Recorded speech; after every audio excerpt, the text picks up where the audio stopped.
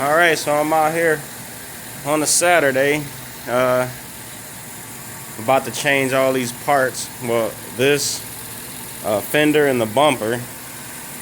I already started, got the grill off, got most of the stuff off for the bumper. Got to pull the headlights out to get it the rest of the way off. But if you guys been following my videos, the ball joint broke on this side and messed all this stuff up. It messed the fender up a little bit right here, but the fender, like all up under here, was rusty. So I just decided to buy 2 new fenders